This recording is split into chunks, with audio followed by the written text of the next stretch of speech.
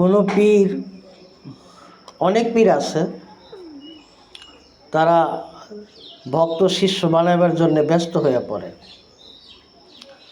তো সেই ধরনের কিছু পীরকে বলবো যে এমনও কিছু ভক্ত বা শিষ্য আছে তাদের কোনো নেক আমল নেই এবং তারা অনেক পাপ করছে।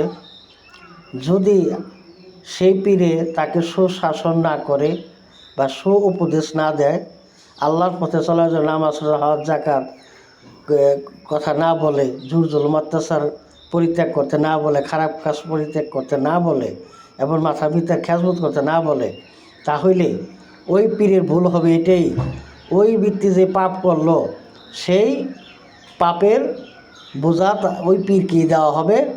আর ওই পীরকে যে আশ্বাস দেওয়া হলো যে পীর ধরলে তার গুণাবলী মোচন হয়ে যাবে, কিন্তু তার যে পাপ করছে এই ভক্তে বা শিষ্য, এই পাপ ওই গরুর উপরেই যাবে।